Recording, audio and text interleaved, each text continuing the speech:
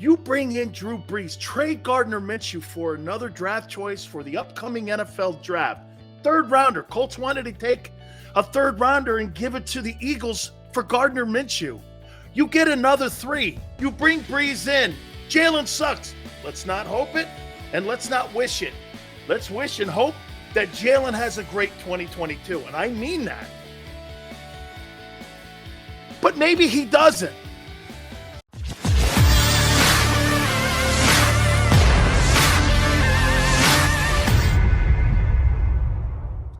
Can I start this out by asking a dumb question?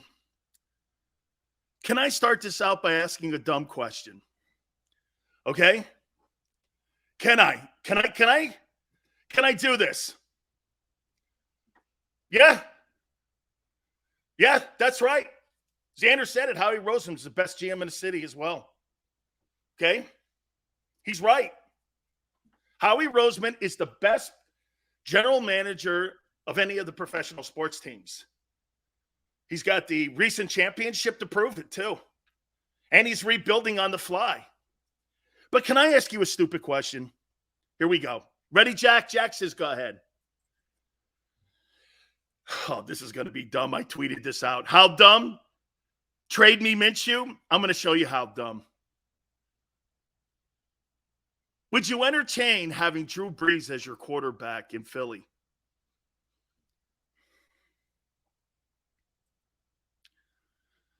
The bar is pretty low. Thank you very much. Would you entertain Drew Brees as your quarterback? Really? You think Jalen Hurts is better than Drew Brees? We'll see. Highly doubtful. You don't think if Drew Brees is the quarterback of that team with those receivers, Drew couldn't win 12 games? Really? Drew tweeted out, and he also was asked a question. He's not sure what he wants to do. He's got the itch to play again. AJ, hang on. AJ, I think we address everything here. I would entertain that in a heartbeat. Bring him in for a workout. Hell no. My grandmother has a stronger arm. Really? Guy who's thrown for all those yards, all those touchdowns. You think maybe his body's healed too. You wouldn't entertain Drew Brees as your starting quarterback. He'd be the best quarterback in your division. He'd be the best quarterback in the NFC East if he took over for the Eagles. Well, you guys really think he doesn't have it? Brady hasn't beaten him in the regular season. I can't remember when. This guy beats Brady on a regular basis. Davey Boy says Brees struggled in a dome his last year. I think because he was hurt. Let's get your grandmother in here then. Silz, hell no. NFC East aside from Dallas would ruin that guy. Unless we can bring his legacy on the field. You're bringing him in as a second for now. Might as well sign Joe Montana.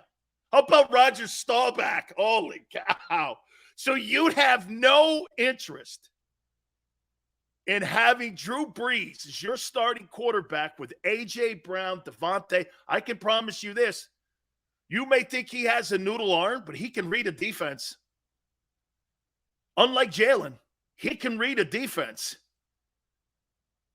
Sills, I think Brees' arm is done. Does Jalen have an arm? Okay? You're talking about a guy who can't find the second receiver in a progression, and you're talking about one of the greatest arms of all time. Well, I threw this out. Would you be interested in having Drew Brees as your starting quarterback in Philadelphia? Shalom. Jalen Hurts' hype is stronger with this fan base. Ah-da-da.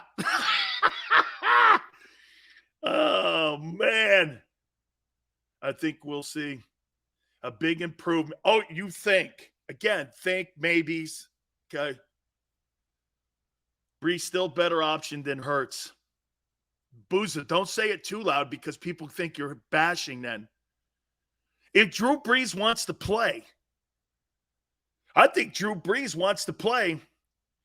You're driving me to drink, Silz.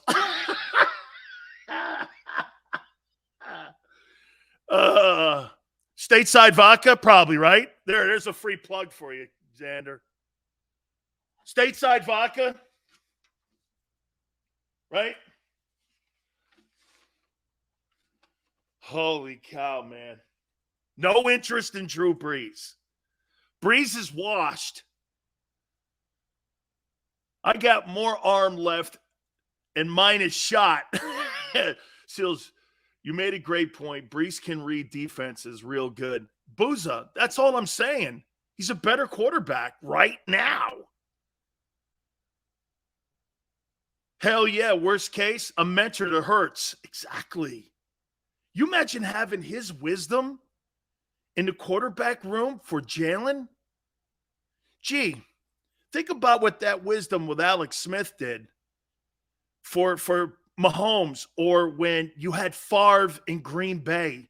Just being around guys like that, or Young with Montana. Bring Brees in as a quarterback coach and third string.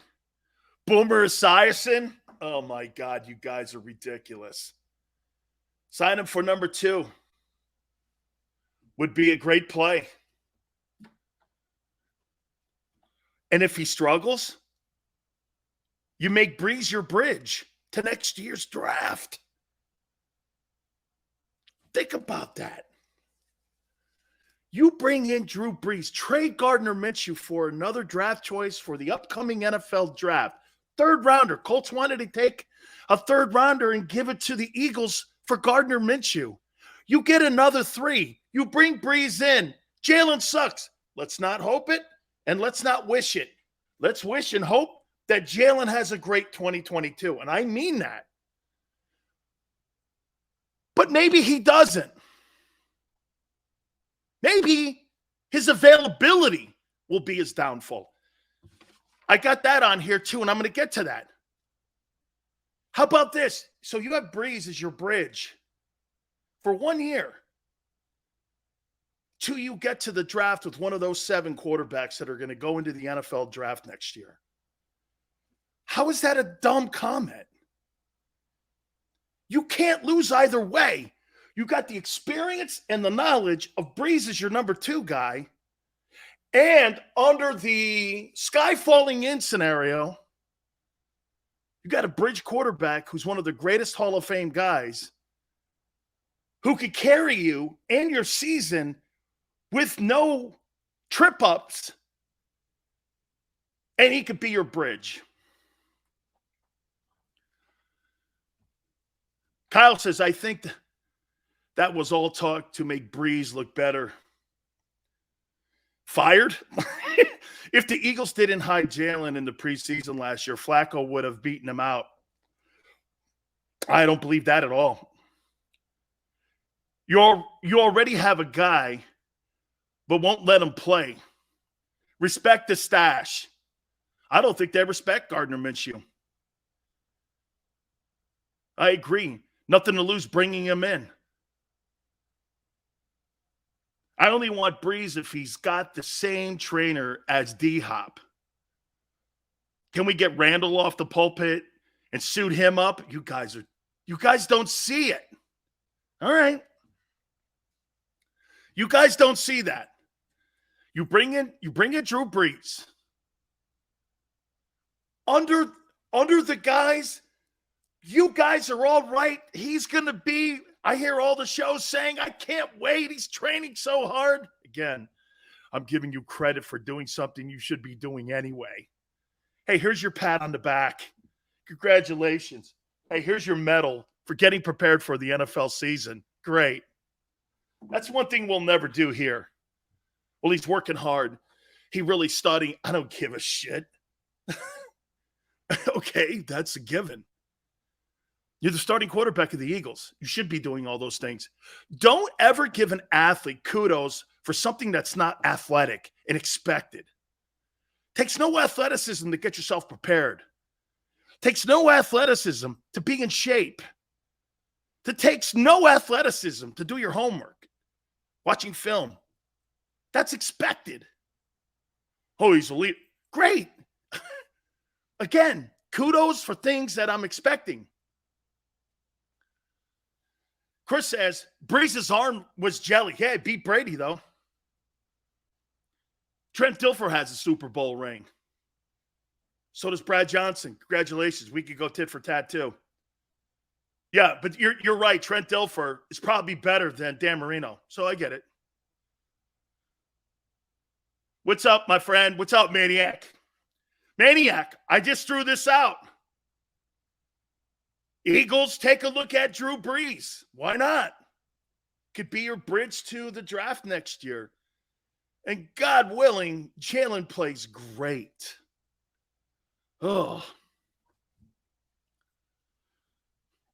Hey, Dome says this. With Brees, we'll have 2 Pro Bowl receivers. I agree. But see, plus Jalen can handle that. You brought Drew Brees in? Hey, and by the way, what's wrong with Jalen having to earn his job? He never had to. What's wrong with that? What's wrong with a little competition if you're still suspect on the kid, whether or not he's the guy? Not me. I'm talking the Eagles. If they're kind of suspect on him, bring in Brees. Have Minshew. Don't make it a competition, but give these guys some reps and see what things look like. Grass may be greener on the other side. I'm just saying, hey, make the position a little harder to earn. That's all I'm going at. He earned it. He did. Huh. Big Silz, bring him in for training camp competition. I don't know about competition because as soon as you put Brees on the field, you're going to see a difference in how the quarterback sees the receivers compared to Jalen. Jalen can't see him yet. Brady has a stronger arm than Brees. Yeah, Brees has a stronger arm than Manning. Peyton Manning never had a strong arm. Peyton Manning was a timing guy. All right, so I don't know. Some of you like it. Zach, I threw out. Brees wants to play. Put him in Philly. Put him in Philly. No, everybody's like, no, Silz. No way. Breed outside in the cold. I don't think he'd go for it. Dude, I think he'd go for it with A.J. Brown and Devontae Smith and Dallas Goedert. Brees can't see over his O-line. Yeah, I know. He probably couldn't see over his O-line, and that's why he threw for 80,000 yards. Probably right. Chris says he couldn't see over his line. He did throw for 80,000 yards. Yeah, you're probably right, Chris. That's why when he retired, he had the most yards and most TDs in NFL history. Probably so. Brees in Philly. Interesting. How many years, Silz? One. Have him in as the number 2 guy behind Jalen. Jalen's not the guy. You put that guy in, your season's not going to be a disaster. You put Gardner Minshew in, it's a disaster. You put Brees in, that at least keep the locker room going. Well, they're still trying to win ball games. All right? What's the price? That's a good one, Booza, because I still think that even in retirement, I think the Saints still own Brees' rights, I think. But, dude, the Saints aren't going to. Plus, remember what he did? He renegotiated his contract, so when he retired, it would be lesser on the cap, and they gave him like a parting gift of $7 million or something when he walked out the door. But I don't think the Saints would bring him back. I mean, maybe Dennis Allen would. I don't know. Will Olave, Michael Thomas, and Jarvis Landry, and Alvin Kamara, and Drew Brees? If I'm Brees, man, that looks pretty good too. Tell you what, change the Saints around a little bit. Oh, and by the way, don't the Eagles play the Saints? Well, we'll find that out. if it comes to pass that he wants to play, because he's saying he doesn't know if he's going to do NBC or not. Okay? All right. Let's move on here.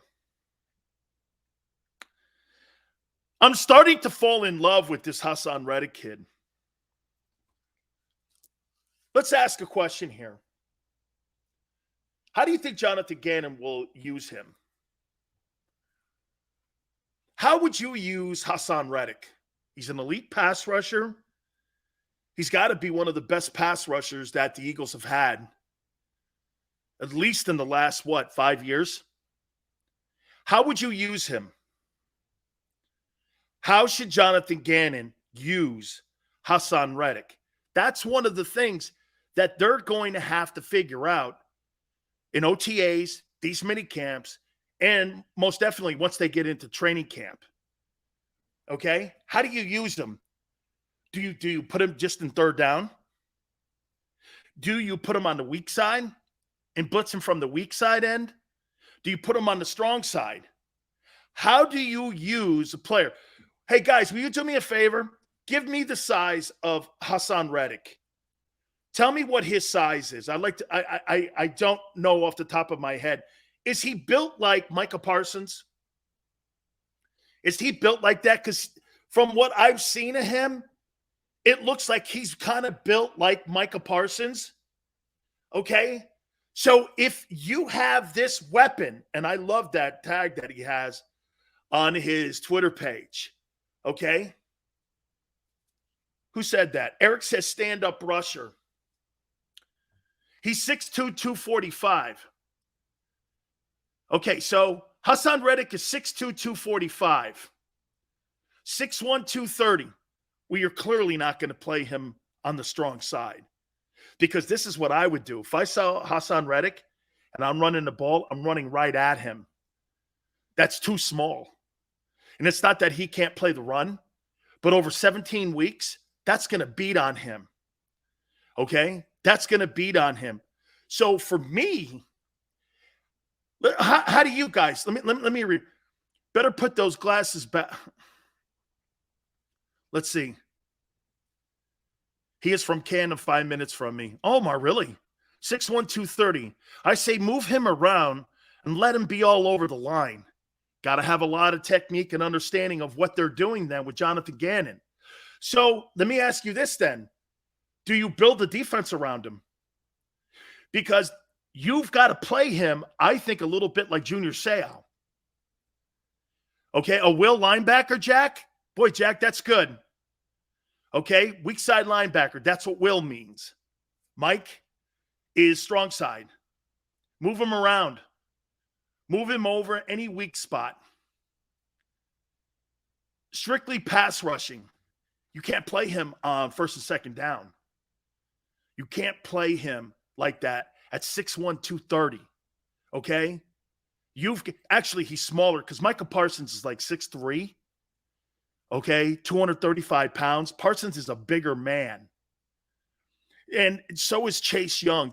Those are bigger people. 6'2", 6'3", 6'4", guys like that. 6'1", 230 is awful small for an edge rusher. Name me an edge rusher right now that's 6'1", 230. By the way, he's effective. Used right. Okay? Yeah, Chris, I don't want him in any coverage. I do not want him covering anybody. I want him up the field, and I want him in open space. Okay? Like the old Jim Johnson defense, our linebackers moved all over the front line. I think they're looking to play him as the Joker role. See, I would play him, actually, like many of you said here. I would play him, okay, to the wide side, and I would take him and make sure he was away from tight ends. Like if an offensive line came out and they had a tight end on the right side, I would move him completely over to the left side. And if they motioned to have a tight end come over and block him, I'd move him over to the other side. You can't have that guy on the strong side of the formation because it's going to be the war of attrition. And like what you guys have said, I'm not playing him on first and second down. Jonathan Gannon has got to come up with a defense, okay? And how about this? The effectiveness of Haason Reddick could also impact what Nakobe Dean's going to be doing, okay? You got two linebackers like this that have great speed. You could have actually two edge rushers. See, you know, like Melvin Ingram, I love to see what the Dolphins did. You see what the Dolphins did? They signed Melvin Ingram. Melvin Ingram was an impact player for the Kansas City Chiefs down the line. He didn't really have a good stint when he was in Pittsburgh because I didn't think Pittsburgh played him right, and he was on the other side of T.J. Watt. T.J. Watt got all the freelance pass rushing, and Melvin didn't really get a chance. I watched him when he played in a Gus Bradley defense with the Chargers. He was pretty effective. I think he had 10.5 sacks a couple years back. And for the Dolphins to put him now down, I think, if I'm not mistaken, I think they had a top 10 pass rush last year. The Dolphins can get after people. You add that component, they're going to play him on third down. Dolphins have had a lot of good pieces to this. Okay? Randall, appreciate you coming aboard, my friend. But Silz, I'm worried about Gannon's scheme. Me too, Booza. That's why I'm asking the question here. Is Gannon smart enough to put him in a position to win? Okay? Von Miller, that's a 6'3", 250. That's a big dude, man. That's a pretty big dude for an edge rusher who can also cover tight ends. See, again, we talked about Gannon on Friday here. You know, we talked about Sirianni and Gannon. You know, we've talked about Jalen Hurts out the wazoo. The issue right now is, what about the other side of the ball? The coaches, Sirianni and Gannon. Gannon's got to be a guy that knows how to utilize. By the way, I'm going to get into Jordan Davis here in a second, too. Gannon in his second year. Hey, watch this. Nick Sirianni in his first year was awesome. Jonathan Gannon in his first year was mediocre. Brian Dawkins on Friday was even saying, hey, I don't know what their identity is. They don't have an identity right now. This is Jonathan Gannon's second year. Guys, do me a favor. What was Jim Johnson's identity as a defensive play caller? What was Jim Johnson's identity? Let me see if you guys are as smart as I think you are. What was his identity? I know it. I know the guy. I knew the guy. Okay? I knew the guy. I had talked to the guy. Monty Kiffin introduced me to him. He and Monty were boys, the former Buck D coordinator. Okay? Trader. Yeah. Trader, go back and watch that interview with the Sports Take guys. Brian Dawkins was not impressed with Jonathan Gannon. He made the comments on Friday. Wasn't just me saying that. Jim Johnson believed in pressure, didn't he? He was a pressure guy. That's why those defense were in people's shit all the time. And you know what?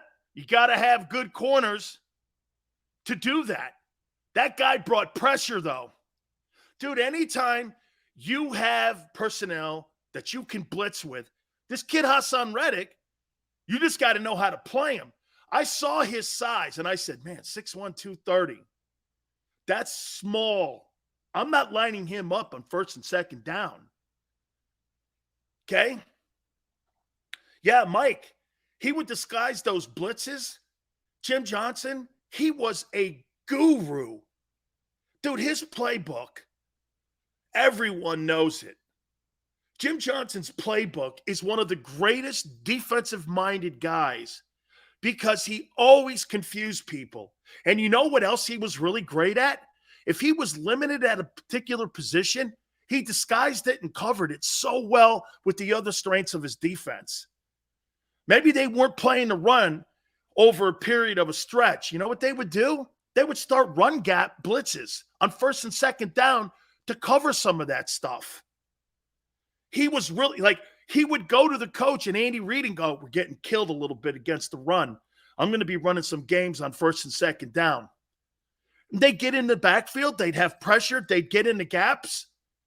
Before you know it, they fixed it because teams were not looking at going, oh, my God, they're changing it up a little bit here.